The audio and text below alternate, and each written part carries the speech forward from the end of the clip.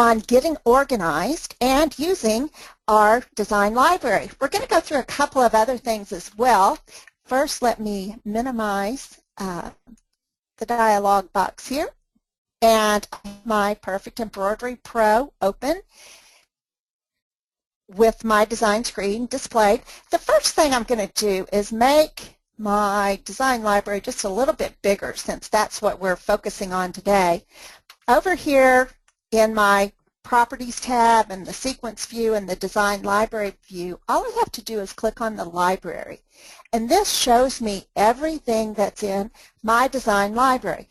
Now, the purpose of the library is to help keep you organized if you use it that way.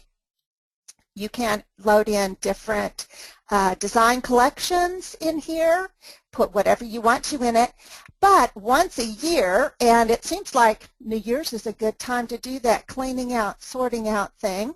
And for those of you who have been to one of my seminars, and especially for my fellow educators, Ashley, I have actually cleaned off my desktop. You will see I've already started, oops, maybe you will, my spring cleaning in December.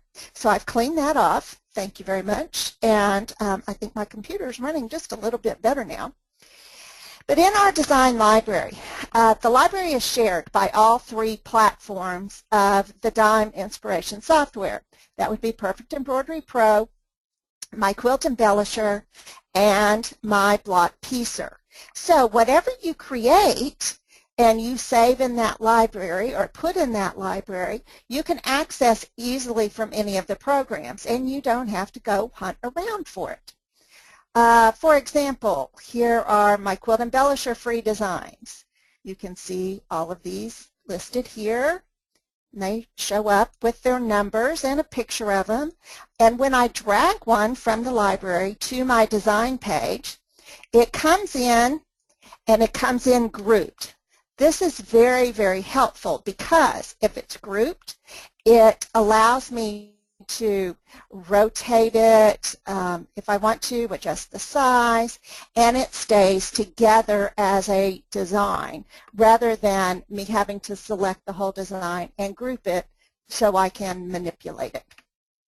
So that's one of the things that's really handy with the design library. So if you're using more than one design, you can bring in a second one. It's grouped. You can resize it, rotate it, insert it into the mix, whatever you would like to do with them. So all of the designs from the design library come in grouped. Remember that, because if you want to go change any part of that design, any object in that design, you will need to ungroup it first by select. Now, I'm just going to delete these two designs by clicking delete. I could also select it and just hit the delete key on my computer, which is the way I usually do it. So what I have in my design library are lots of designs, and I've actually cleaned it up just a little bit. Here are samples. These are samples that I use during my demos and when I'm teaching software classes. So I have all of those in there. Then here are my Dime free designs.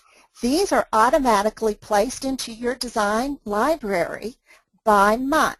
Now remember, you get 5 free designs every month from Designs and Machine Embroidery. If you click the My Today page up at the top, you can see here are all of this month's free designs. You can download them, and this is where it will put it.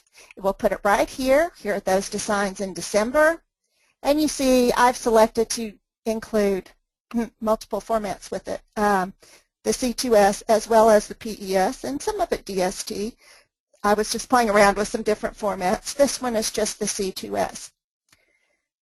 Which brings up a good topic.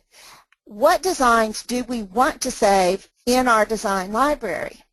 If I've run a design that I've created through click to stitch and save it in the format I need for my machine, the stitch format, I don't need to save that in my design library, because I can always recreate it from the original C2S file, which is our click to stitch C2S That's what it stands for, in case you didn't know.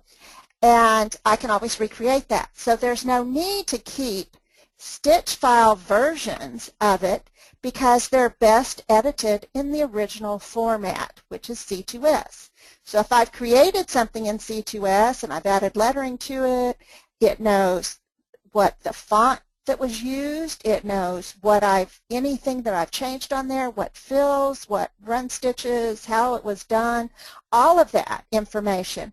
Whereas if I save it as a PES file or another stitch format like VP3 or HUS, any of those, then it only knows the stitches, okay? It knows it stitches here, here, and here, and here, which is great, but not if we're wanting to go back in and edit. So right off the bat, one of the things that you can do to clean up your library is to come in here and delete the designs that you don't need to keep. So I'm going to go through, and I don't need to keep the DST file. I'm going to just delete that design and say yes, and I can clean those up very easily. All right, delete everything but the C2S version. And delete design, yes. So very simply done, even after it's already in the library. The other thing I can do with the library is add, let's go to, these are your free designs. Another place that we automatically put designs is inspiration collections. If you have purchased any of the inspiration collections from Designs in Machine Embroidery that include both the dime versions and the Great Notions versions, I can add those. When you add them, it will automatically, if you have the software, put them under inspiration collections in your design library. Now, here I've got Butterfly Majesty and Christmas Confections and Lace Borders and Lulu Christmas. Now I'm going to give you a tip. For those of you who have both, who sew both for fun and for a business, notice I didn't say for profit, for a business, if you purchase designs that are licensed that you can't use for resale, you can't stitch them on something and sell it, like the Lulu Christmas is a licensed design, I can right-click on that and say, let's rename this folder. And I'm going to put, I could put an L, I'm just going to put a little X in front of that, meaning I can only give that, stitch it and give it away to someone. And it drops to the bottom of my list because it's an X. You could do a Z. You can do whatever you want. But that's my way of knowing this is a licensed collection, so I better not stitch it on something that I'm going to sell. Okay, of course, migrated designs, we know these are from the previous version of the software. It doesn't move them, and you need to know that. Those are still located on your C drive under Floriani Designs. It just knows where to go and look for them. And it allows you to use all of the designs that you've collected in your design library. Now, let's go down now to Perfect Embroidery Pro free designs. These are the free designs that you got with your software or your upgrade. If I click on that, it shows me down in the bottom all 300 of those free designs. Well, these are not organized in any way that makes sense to me. I mean, they're all organized numerically, which, you know, means nothing. I don't know that a pig is in the 64,000s along with the seahorse and the crab and the bear. So I may want to do those a little bit differently. For example, I may put some of the designs that I think are nautical into, or from the ocean into nautical. Let me show you how we do this. If I click on a design, I can right-click, and if I say Show Contents, it's going to take me into my File Explorer or Windows Explorer in Windows, okay? And here I am, my computer, my C drive, the dime directory, under Designs, these are in Perfect Embroidery Pro, Free Designs, and Nautical. Okay, now let's look at Perfect Embroidery Pro Free Designs.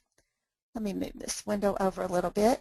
And this is the way our designs look to us a lot of times when we go into our screen, into Windows, and we see all of these numbers, which, again, now I know 64,000 means, you know, the pig and some sea creatures, but I don't know what these numbers mean.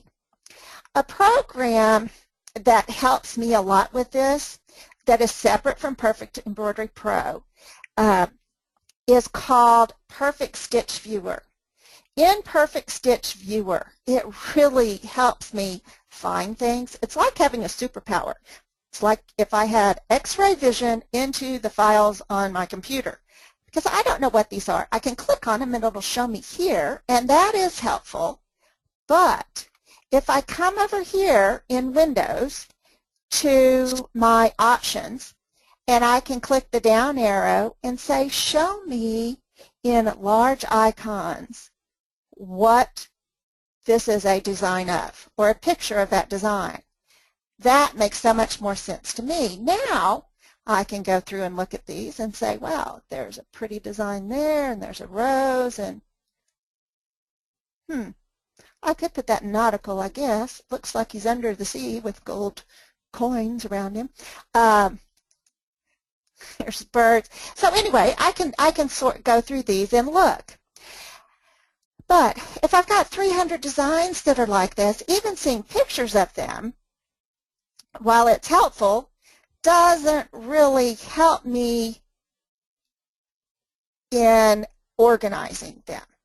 So what I've started doing, you notice I've made some different folders here within my, pardon me, within my Perfect Embroidery Pro Free Designs. I have Nautical, so I put some things in there. I've got Children, so I could scroll down and select files that are children, like this one. And I could say cut, but I'm going to copy. And then I simply scroll back up and say, paste it in there. Now, the reason I'm doing that, now you see that that file is in the children file. And if we look at it in medium, larger, extra large icon view, I can see it. Now, that's only because I've got Perfect Stitch Viewer on here. If you don't have Perfect Stitch Viewer, you can just select it and it'll show you a picture here. Now, the reason I copied it is I may want a design in multiple categories. Like I may want a horse in four-legged animals. I may want it in Western. I may want it in farm, you know, whatever, however you want to sort it. So there's not, you need to think about what you do and select designs organized the way that you will find them easiest. Now we have that children's one up there. Let's scroll down and, oh, these are children's. Now I can do it one at a time, but that's tedious. I can hold my control key down and click on multiple designs. And let's see some more children's stuff. Oh, cute poodle. Oh, the quack, quack, quack's kind of cute. And if I hold my control key down, it just adds that design to what I'm copying, okay? So I'm making a group. I love the pig in the inner tube. That's hilarious. Oh, princess. I mean, you could do things, sayings, words, you know, all of that. Now that I have them selected, all I have to do is right-click and say copy, scroll back up to my file, right-click on children and say paste. Now let's go look in my children's folder. Oops. Double click, and there you go. All of those files that I copied are now in Children's. Let's see what that looks like now back over in our design library. I'm going to close this. Now, over here, when I click on Children, it shows it. Sometimes, if it doesn't, you may need to right-click and click on Refresh. That will update anything you've recently done, okay? So that if you were playing in here and said, oh, I want to put Splish Splash, I want to move that somewhere else or add another design, when you do it in the library, you do need to click Refresh, and you can do that here. These are your individual designs, and your folder is highlighted. And you can do this up here in the folder part. And remember, this is just a hierarchy of, here's our designs, here's my dime-free designs, here's my inspiration collections, here are other designs that I've created or made. And depending on the program, it may save them directly in here for me. Like when I do a split design, it will put it in the library for me automatically. When I do blocks from my block piecer, it will put them in the library automatically. Create, like this design creates the, when I created this block, it put those under stairs. And then I've got staircase and snowflake and quilt motifs. Now these are designs that I've added from designs that I had, and I just pulled them in here. And these all happen to be PES designs. But I don't have them in C2S format, so I'm going to leave them in there, and I use these a lot to audition on when I'm doing quilting. So that, in a nutshell, is what the design library does. And remember that the design library works with all three programs. The advantage of that is if I have done something in my quilting software that I want to open in PEP to adjust or split, maybe I'm doing a big design on a quilt and I want to split that design, I can't do that in my quilt embellisher, so I can open it up in PEP and split it here and stitch that design. So it all works together very nicely. So, Dory, do we have any questions so far? We actually do, Miss Tamara. Oh, Dory, your voice has changed. It has changed. Hello, Miss Nancy. I'm so sorry. Before we do that, Miss Dory, could you make all the introductions for everyone that have joined us this evening to make this event a success? I most certainly will. Tonight's webinar features a little bit of everything, and it is about let's get organized. It's the beginning of the year, folks. We have a wonderful team tonight assisting us. I am, Dory, manager of the technical support. We have Nancy R. We have Bob and Debbie, and they're part of the technical support team. I would like to mention Nancy Snyder. You heard her. And she is the Vice President of Marketing. And tonight, of course, we have Tamara Evans, our quilty speaker, who I will give back to. But I do want to say that in the spirit of the new year, let's get organized. Thank you so much, Dory and Tamara. I apologize for being 2 minutes late to this. You had already joined, and I didn't have an opportunity to welcome all to this particular evening's event. One of the questions, though, without further ado, that came up is, can I use the C2S format in my machine? Oh, that's a very good question. Right. Well, and there's a couple of components to this, so maybe you answer them all at once. Okay. You know, it says, however, you can convert your C2S in our software, like I see you can convert C2S in your software, but primarily it's C2S, and I think there's a specific word for it. It's not proprietary. I think there's another one for it. So if you could educate us about our primary platform is C2S, and sure. how that works to manipulate within any brand of machine out there. Oh, absolutely. That's a very good question. And getting back to basics, which is what the New Year's all about as well. Let's open up, let me pull in a C2S design. When you get Perfect Stitch Viewer, you get 20 free designs. These are all C2S, or digitized in C2S. And let me just pull in my little teddy bear here, who is absolutely adorable. And let me show you, if I go to the sequence view, down here, instead of being in the library, I'm going to click the sequence view.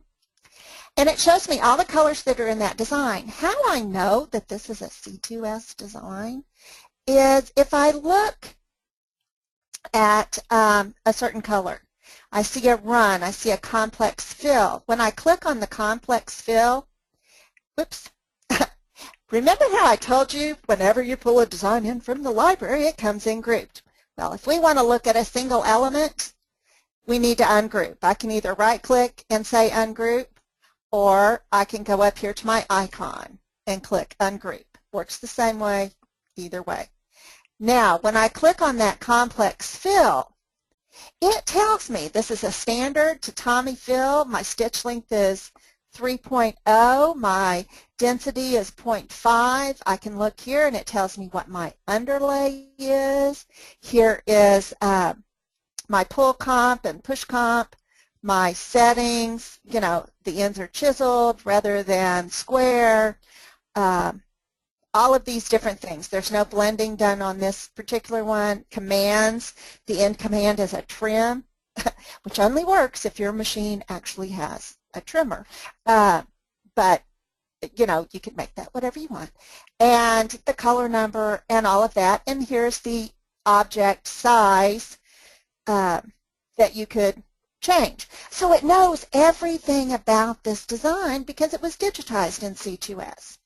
As opposed to another, and that's just that little bitty object right there. See what's highlighted? That little piece right there is all we're talking about. I'll put it back where it goes. So that is our format that we use to create a design and talk about all of its bits and pieces. It's like having this would be the recipe from scratch for those of you who cook. I don't do scratch if I can help it. But that is all of the ingredients and the amount of that ingredient and the proportions and when you put it in and what it does and all of that. As opposed to a stitch file, if I save this as a PES design, which is something that I could actually stitch on particular machines, or I save it in a stitch file format, okay, like PES, HUS, VP3, EXP, DST, all of those different formats that the machines go, oh, here's a design. I drop the needle here, then I move here, then I move here, then I move here, then I move here, then I move here, then I stop and either cut or let you trim and change color, and then I'm going to go here and here and here and here. It doesn't know necessarily that that is a tatami fill, and this is what the underlay is. All it's doing is saying, here's where I go. It's like plotting on a graph, which is actually what your pantograph, the thing that moves your embroidery hoop around, that's all it's doing. So that stitch file reads where the pantograph needs to move.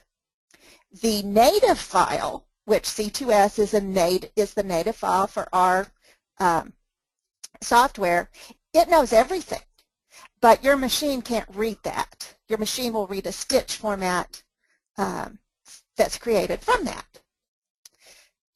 Did that make sense, Nancy?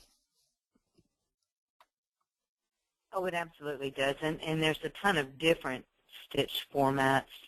Oh, Can you sure. just name the most common formats off the top of your head? I can do better than that.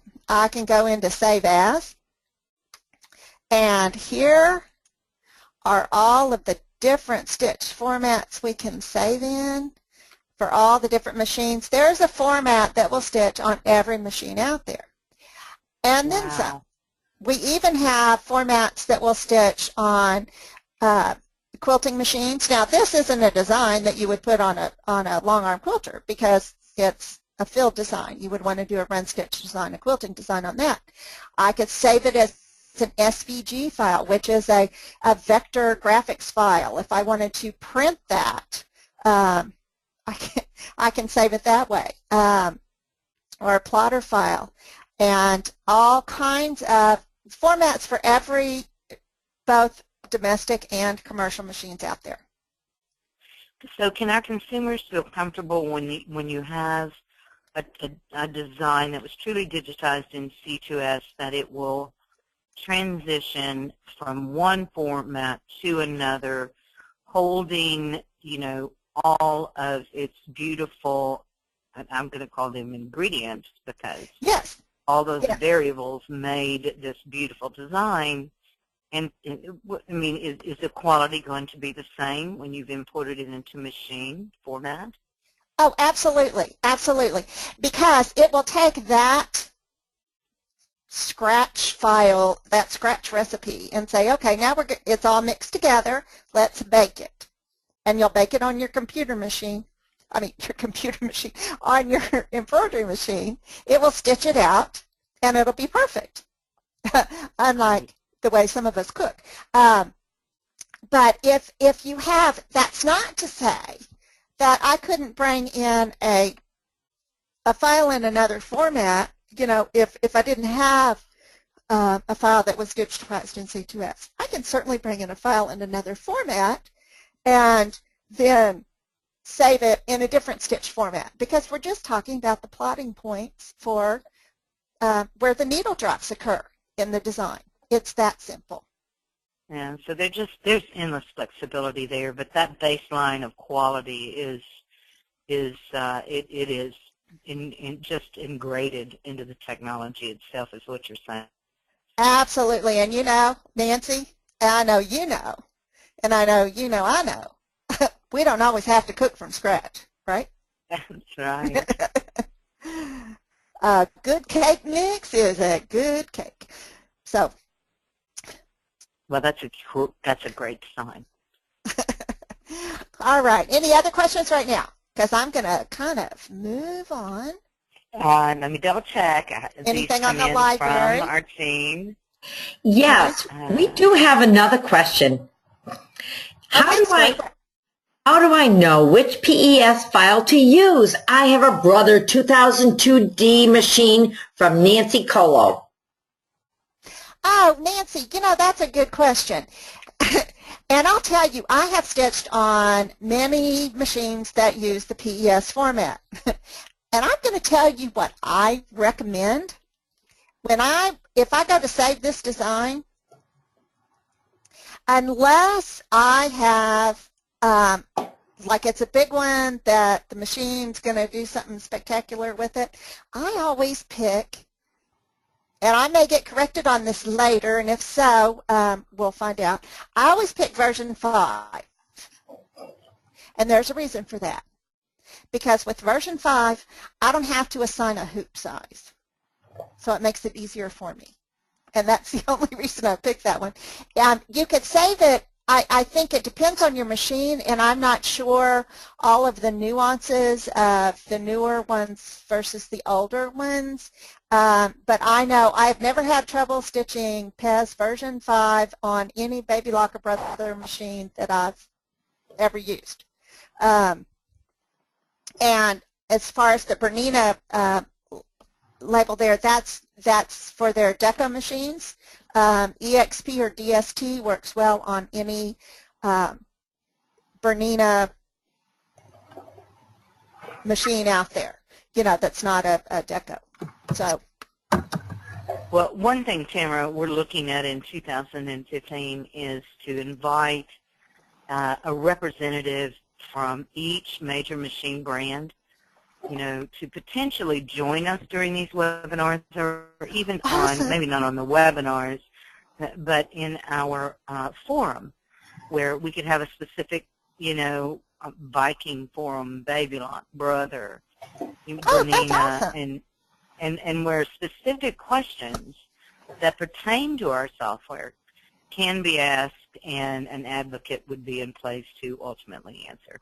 And it's a work in progress, ladies. Don't count on it yet. We have to get it launched. But we just thought that would be so amazing to help you learn every aspect of your software that you just purchased and make the best of it. That's great, because it does work well with every machine out there. That's one of the things that, because I sew with several different machines when I'm lucky enough to get them, and I've never not been able to save a file to stitch on a machine I've got.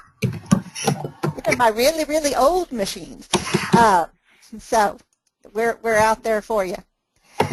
One of the things, and I don't know if y'all saw Eileen's blog last Saturday. It was short, sweet, but really smart. Do you see all of these thread colors down here? Not all of those colors are in this design. Every time I open a new file, it's added colors.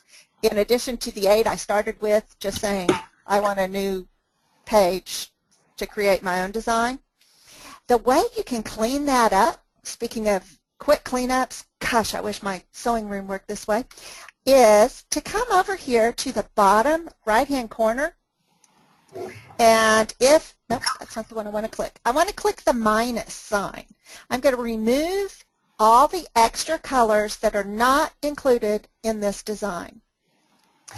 There we go. We're down to 18. Isn't that great? Wow, that's there. cool. Yeah, it is cool. And so you can, if I needed to, let's say if I wanted to add lettering on this and I wanted to add one more thread color because I want it to do it last, or I'm going to do an outline around this design or something, I can simply come over here, back where next to the minus, and add a color. And it will add a random color that's different from anything else that's already out there. So I could select that color, select my design, you know, right-click and create an outline. And that's in the new color. So very easy to do. So adding and subtracting colors just so you can keep up with what's in your design is very helpful. Keep it clean, keep it simple. That's my motto for the new year. So any other questions right now? If not, I'm going to move on to threads and thread charts. I am just a flexible kind of girl. Okay, good. Then I'm moving on. One of the things that I get a lot of questions about in seminars is, can I create my own thread chart? You notice here, all of this is Madeira Polyneon. And that is what I had selected. I want you to follow along with me. We can select a default thread chart in Tools, okay, right up at the top, General Options. Here is my thread chart. Now, you select your unit, your style. My default thread chart, I can select anything I choose. I can have it be, in this case, well, let me show you. Here's one where I'm going to create my own thread chart. My threads, my poly threads. I've been kind of playing around with this. I haven't actually done the whole thing yet because I have a whole lot of thread. But let me show you how it works. I have quite a bit of isocord and polyester thread that I want to make a thread chart that's just all of the polyester thread that I have.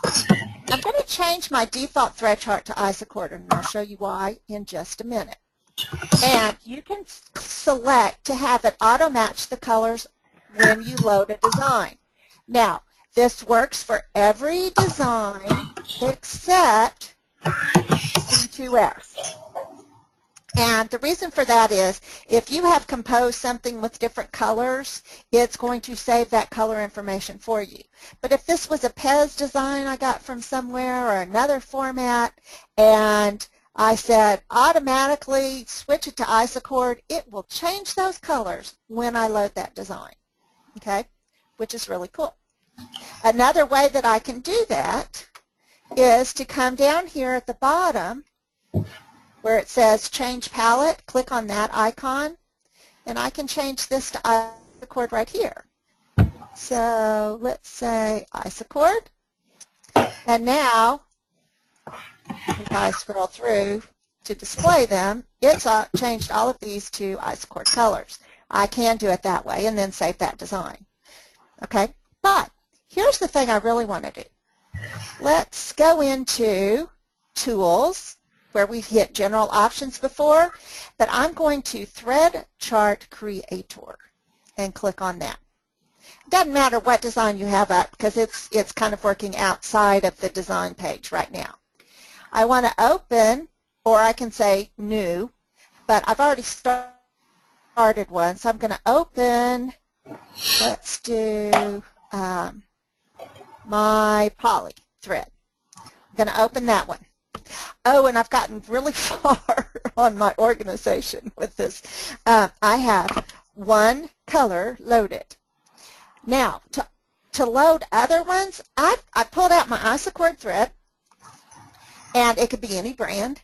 And actually, I've got some Isochord and some Poly X40 here that I have stored in my bins, and I can say I want to add a color. Actually, I'm going to go to Import, because I could add it all manually, but you know what? Those threads are already out there with the color assigned and everything else, so I'm going to import.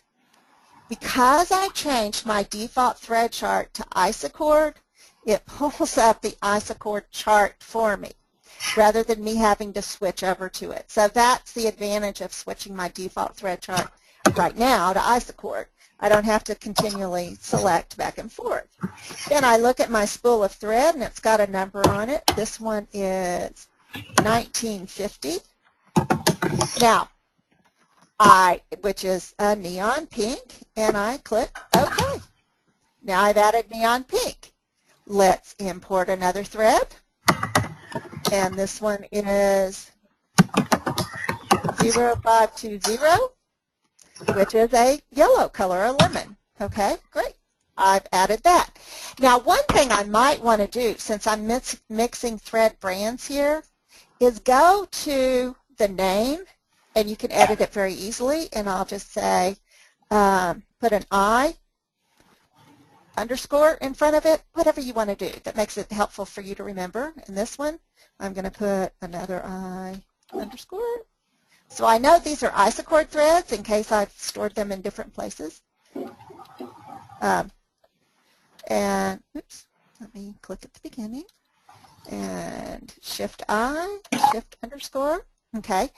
And it's 40 weight thread. I can change the weight. I can change the type as well.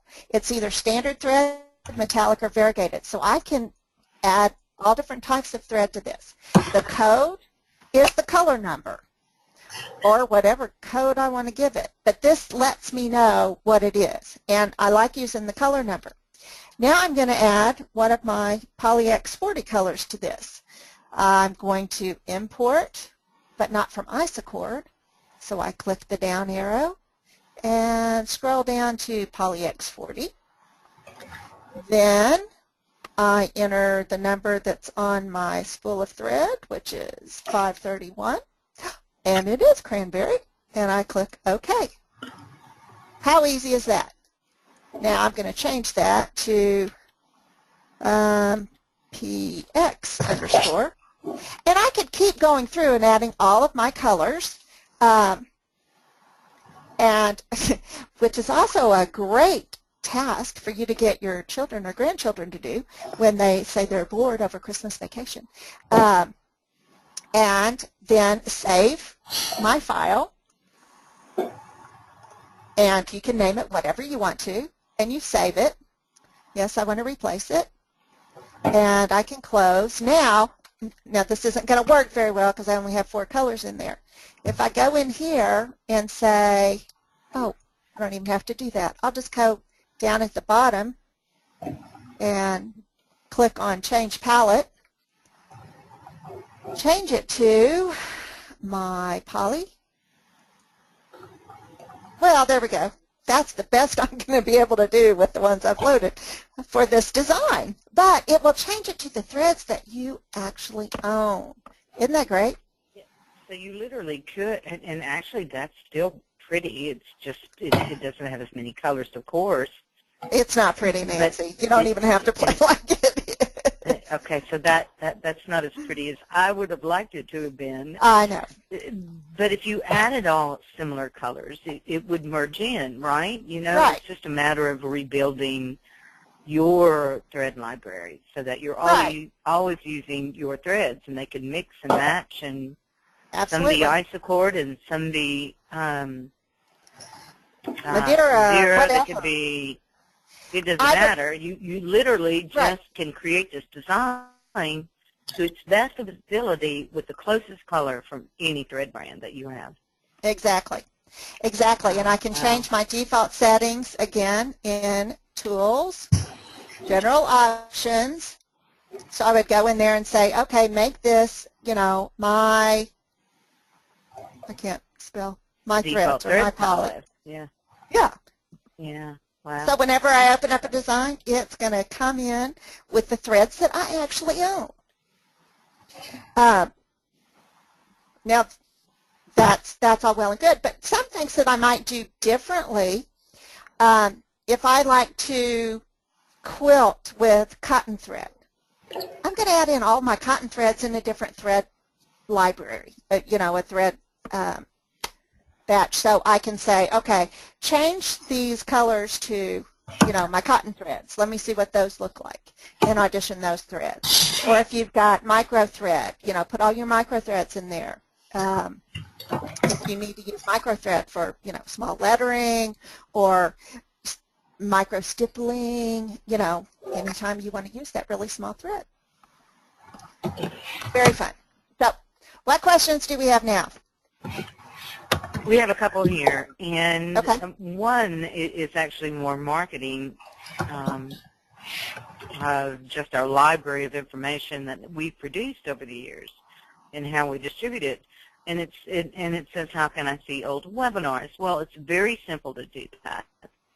Oh. You know, every single dealer that is an inspiration dealer has a custom website. Mm-hmm. And on their website, they have a Dealer Inspiration logo. If you click that, you will see all of the information that we currently provide as well.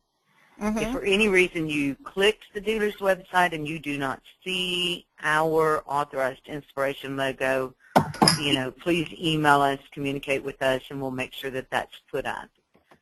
There is one that is just a master file, but it's always best for you to be going to your dealer's custom marketing website because it always shows you the latest events that they're going to have, and we have 2 exciting events coming out this year with every dealer, and there are just so many more reasons to make sure you're using your dealer's custom inspiration website.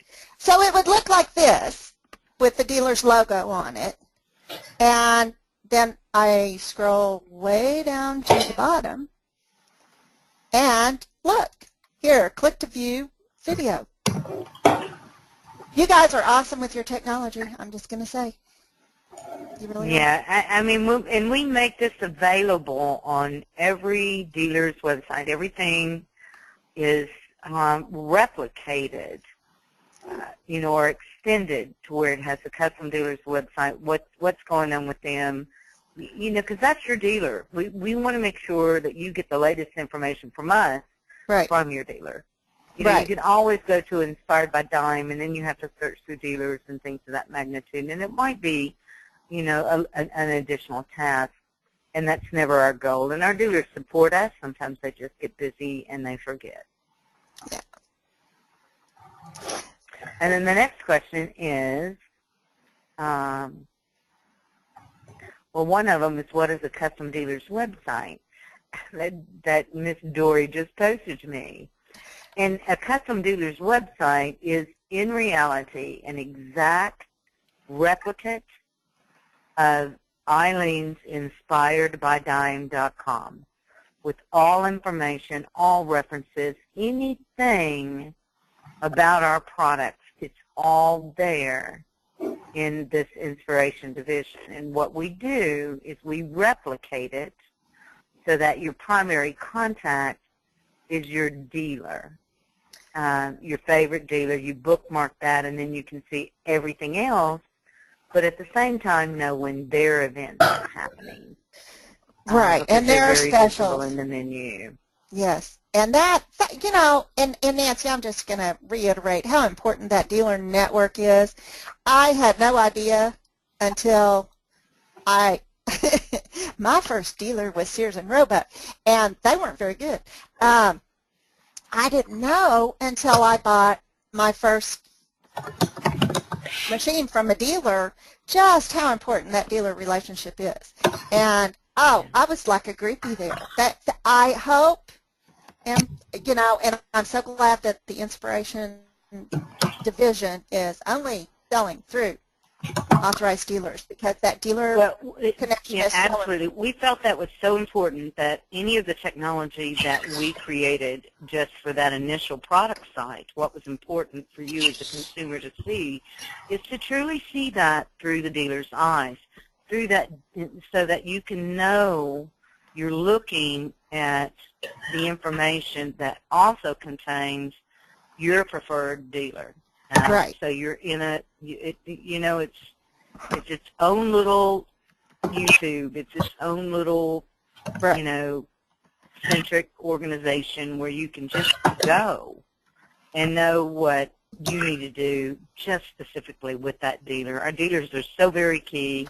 We knew that, and we spent a significant amount of money making sure that when you click your dealer. You see your dealer. You don't have to search for that dealer. We've given you a custom format in order to see everything support-wise that dealer has to offer. And we support it all, but we support it only through the dealer. And Nancy, I've gotten this question, since we're on the subject, before at my seminars, that the consumer, you know, depending on where they bought their software and other factors, they may have been assigned a dealer who's not really their dealer. So they can just go in and change who their default dealer is, right? That doesn't affect anything. Or if they move. It doesn't affect anything. Okay. We so embrace you whether you move from California to Florida. It doesn't matter. Okay. There's a link for you to download if you were the prior customer of another brand. Yeah. And we're here to assist you, and it's all free. So. Well, good. All right. Other questions? Last question here is, what are the key differences between C2S version 1 and C2S version 2 files? Oh, well, just like TES V1 and TES V2. Okay. Well, ours, there isn't a real answer to that question, and I'll tell you why. Because C2S is a constantly evolving format.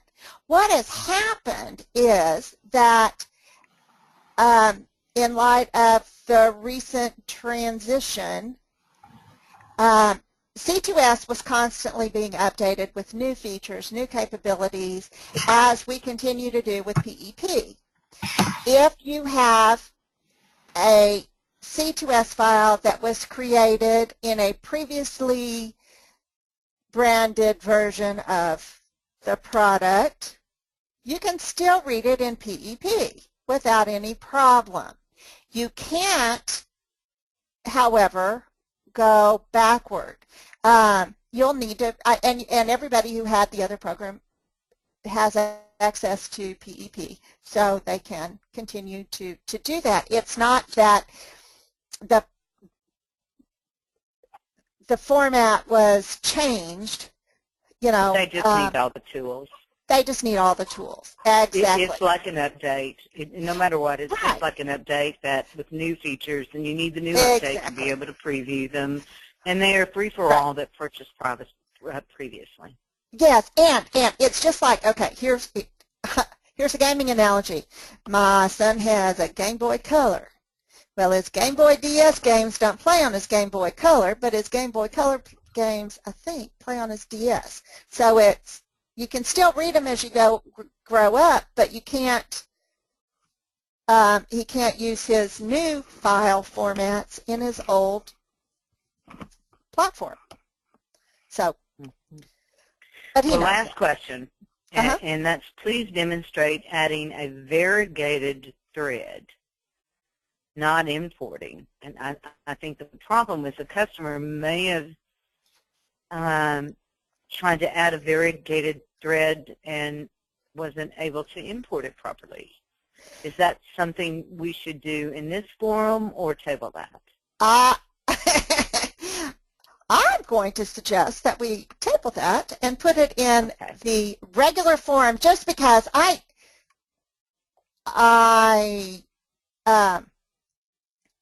there are instructions to do that. It is possible to do that. I, off of the top of my head, don't know that. Don't know them, not at all. I don't know them. But that is a great question, and I would we'll put that on our forum, Miss Dory. On the forum.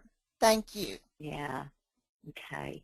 And please, we've kept you long enough. Keep going, Miss Tam. Well, I just want to say I've really kind of covered everything in terms of organization, although I will say that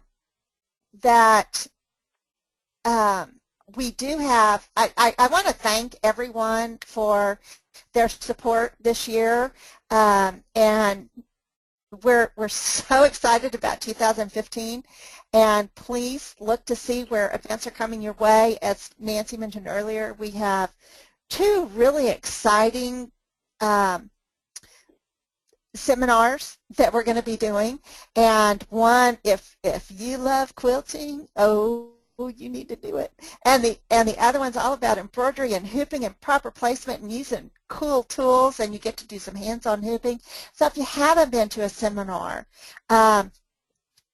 look for a dealer near you that's having one, and go, because they are very fun, very educational, and you know, we would love to meet each and every one of you. And they're both very unique, and we'll be launching all the marketing. You know, this new event, Hoop to Hoop Quilting Clinic, not a clinic, but a Hoop to Hoop Quilting Extravaganza, actually. Cool. It will be very different from anything you've ever attended before, and with innovative new products that are not on the market. And there will be more than likely about 400 plus events for you to attend. So there's always going to be something close to you. We need about another 60 days to finalize and ramp up all these events, but we do ask you to join us. You know, and every webinar will give you an update, and everyone on the Inspiration team truly thanks you for your time and for your energy and for your passion for embroidery, and we sure hope we fuel that passion with a little bit of inspiration. Absolutely, and don't forget your update next Monday. We've got some great stuff coming down the line. Thank you, Nancy. Thank you, Dory. Thank you, Nancy R. and Bob and Debbie, and thank you for a great year, and Happy New Year to everyone. Happy New Year to you. That's a ditto on our end. We wish you all a wonderful and amazing holiday, both now and in the coming year. Good night.